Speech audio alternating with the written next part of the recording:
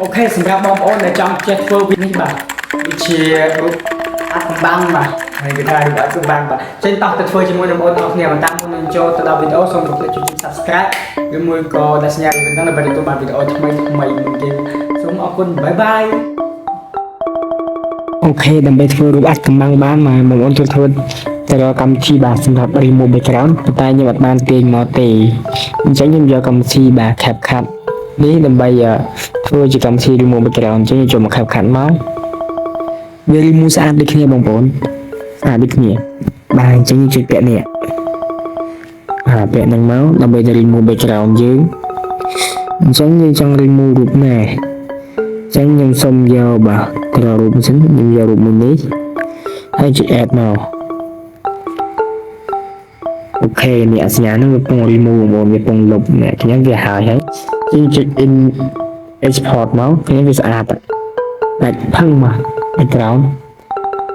ចាំវាបន្តិចពងវិញចុចរួចរាល់មកអូខេបន្ទាប់មកយើងចូលមកកម្មវិធីបាទ Pixel Lab ក៏ជា Lab ទាំងមកមកវាចេញបែបនេះអញ្ចឹងយើងលុបអក្សរហ្នឹងបើយើងមិនចង់ទុកយើងចុចក្នុងចម្រាមនេះមកជាអូខេហើយជាយើងទៅកំណត់ទំហំមកយើងចុចបាទចុចត្រេ3នេះមកហើយចុចទី5រកមកពីលើទី5 image size អូខេអញ្ចឹងដាក់ទំហំសិនដាក់9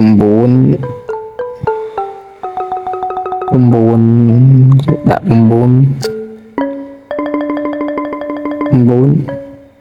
60យោអូខេអញ្ចឹងខ្ញុំសូមដាក់ប៉ុណ្ណឹងមកទំហំពេញបាទអញ្ចឹងយើងចុចសញ្ញាបូកមកទៅ add រូបសញ្ញាបូក from gallery មកអូខេអញ្ចឹងនេះគឺជារូបដែលយើងបាន remove មិញណាចុច text មកបងអញ្ចឹងកន្លែងនេះយើងចង់ព្រីគេចាក់ខាងស្ដាប់នេះខាងស្ដាប់នេះព្រីចេះអូខេអញ្ចឹងវាបានបែបនេះយើងទៅដាក់ color យើងដាក់ color ជានេះយើងធ្វើឲ្យគេស្គាល់បាទអូខេយើងអស់មកស្ដាំរហូតដល់នេះ color បងប្អូន color ចុចនេះមកដាក់ពណ៌អីបាទខ្ញុំសូមដាក់ពណ៌ហ្នឹងអូខេខ្ញុំសូមដាក់ពណ៌ហ្នឹងហើយខ្ញុំសូមធ្វើបែបនេះចេះមួយទៀតគឺ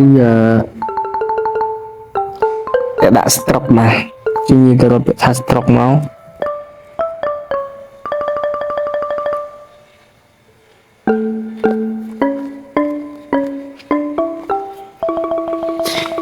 បាទអូខេបាទអញ្ចឹង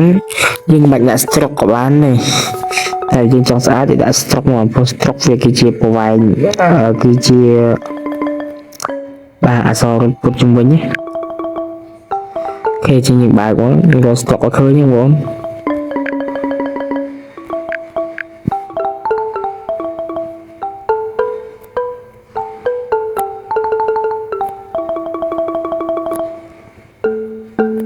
អូខេចឹងយើងបាន stroke ហើយបាទយើងបាន stroke យើងបើកប៉ុណ្ណាឥឡូវយើងសូមបើកប៉ុណ្ណេះចុះបាទហើយបន្ទាប់មកគឺយើងបាទចុចឲ្យវាមកដើមវិញយើងចុចសញ្ញាបូកមួយទៀតបាទចុចសញ្ញាបូកមួយទៀតយើង from to gallery ដដែលបាទបន្ទាប់មកគឺយើងដាក់សញ្ញាសួរនេះសញ្ញាសួរយើង add មកនោះបាទយើង add មកហើយយើងយកមកដាក់មកបាទដាក់កន្លែងហ្នឹងមកអូខេបងតោះមកគឺយើងបាទចុច